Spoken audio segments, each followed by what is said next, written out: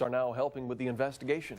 Well, after more than a year away from their families and friends, hundreds of Hawaii-based soldiers are back home tonight. The long-awaited reunion happened tonight at Wheeler Army Airfield. Hawaii News Now's Lisa Kubota was there for the homecoming. As you can see, the families are celebrating out here at Wheeler Army Airfield. About 250 soldiers from the 25th Infantry Headquarters and Headquarters Battalion have finally returned after spending about a year in Iraq.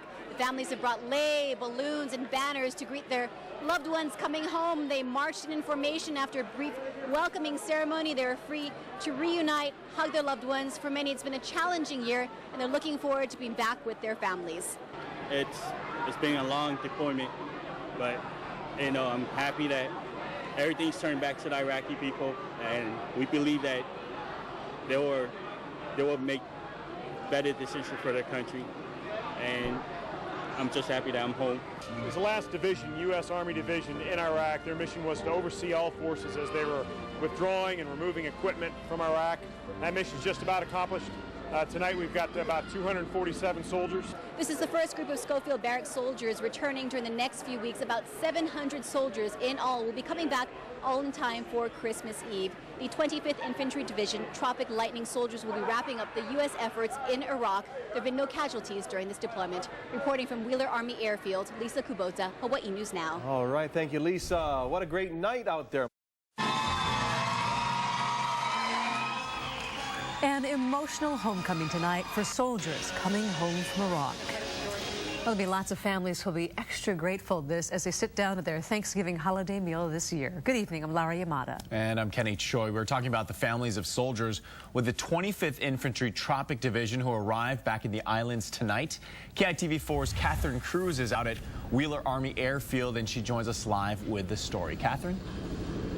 Well, you know, I've covered a gazillion of these over the past few decades, but this really is the best military story to cover because you know how happy these families are to be reunited after being separated for so long. Now, one family in particular from Waipahu was especially anxious because there was a little 1-month-old newborn who was very anxious to see his dad for the very first time. Little CJ was born a month early, and so the family was just real anxious for his dad to see his son, lay his eyes on him, and get them together for this grand introduction. He's actually named after his dad, Clifford. So he's Clifford Jr. We call him CJ for short. But yeah, we're just happy to have him home. He looks bigger. He's bigger than I thought. It's like, oh, I thought it was just 5 pounds, you know, but 5 pounds is big enough. I don't know how big he is now, though. He's 8 pounds now. He's 8 pounds? Yeah. Yeah, they're going to have a great Thanksgiving with the family all together.